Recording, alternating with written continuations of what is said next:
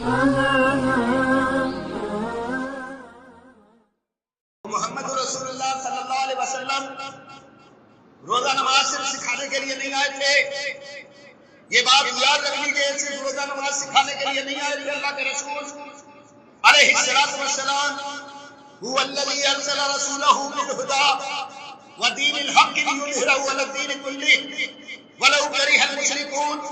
بنیادی طور پر مقصد اللہ کے نبی کی آمد کا، اللہ کے دین کا غلبہ، اللہ کے دین کی بڑھوتری، اللہ کے دین کی دعوت کا پھیلاؤ.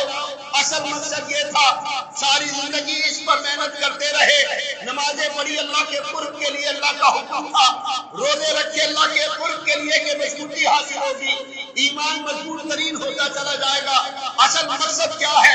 میدان میں نکلیں گے، اللہ کی وحدانیت، اللہ کی توحید، اللہ کی ربوبیت، اللہ کی الوہیت کا اعلان کریں گے اور اعلان کرتے چلے جائیں گے. کوئی سننے والا ہو تب بھی، کوئی نہ سننے والا ہو تب بھی، کوئی ماننے والا ہو تب بھی، کوئی نہ ماننے والا ہو تب بھی، آسانی ہو تب بھی اور تنگی ترشی ہو تب بھی.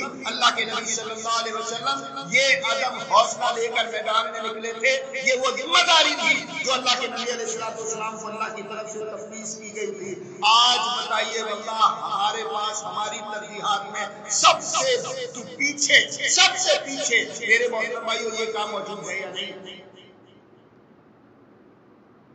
ہم سب محمدی، ہاں جی ہم سب محمدی، ہم سب متبع کتاب و سنت، اللہ کے دین کے ماننے والے، قرآن و حدیث کو ماننے والے، مسلمان، توحید والے، رسالت والے. اللہ اکبر. لیکن اللہ کے نبی محمد رسول اللہ صلی اللہ علیہ وسلم کی سیرت مبارکہ کا کیا حشر ہم نے کیا ہے. بہت تھوڑا سا حصہ لیتے ہیں، باقی کو رد کرتے ہیں. آپ کہتے رد نہیں کرتے، جس پر عمل کرنے کا ارادہ نہ ہو اسے رد کیا جا رہا ہوتا ہے. آپ دیکھ لیجئے واللہ اللہ کے نبی کھڑے ہوئے تھے، صفا کے پہاڑ پر کھڑے ہوئے تھے، قولوا لا الہ الا اللہ کی آواز لگائی تھی. اس کے بعد حالات کیا بنے تھے، کس طرح پریشانیاں، کس طرح تکالیف، کس طرح مصائب، کس طرح آلام، کس طرح سے اللہ اکبر پہاڑ ٹوٹ رہے تھے مصیبتوں کے. لیکن اللہ کے نبی محمد علیہ السلام ڈٹ کر کھڑے ہوئے تھے. یہ سارا کچھ منظر آپ کی نگاہوں کے سامنے ہونا چاہیے. ہم صحابہ کی جماعت ہیں، ہم محمدی ہیں. اور یہ کہنا بہت آسان ہے. یہ کہنے سے پہلے ان لوگوں کو دیکھو کہ جو مدینے سے آئے تھے، اللہ کے نبی کی خدمت میں آ کر پیش ہوئے تھے اور آ کر اللہ پر اپنی درخواست پیش کر رہے تھے.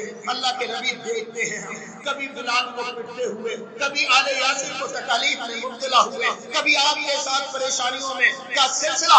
یہ ساری چیزیں ہم دیکھ رہے ہوتے ہیں. یہ سب کچھ ہم سے برداشت نہیں ہوتا. ہم آپ کو دعوت دیتے ہیں کہ مدینے چلے آئے. یہ کس بات کو دعوت دی جا رہی تھی؟ ساری دنیا کی دشمنی کو. ہم کہتے ہیں دنیا میں آئسولیٹ ہو جائیں گے. یہ سب کتاب لگا کر یہی کہہ رہے ہوتے ہیں دنیا میں تنہا ہو جائیں گے. وہ ساری دنیا سے ٹوٹ کر اللہ رب العزت سے جڑ جاؤ. کبھی بھی تنہا نہیں ہوگے، کبھی بھی تنہا نہیں ہوگے. اور یہ سارے کافر جمع ہو کر تمہاری مدد پر آمادہ ہو جائے اور رب کائنات دشمنی پر آمادہ ہو، کبھی بھی فلاح نہیں پا سکتے. یاد رکھیں.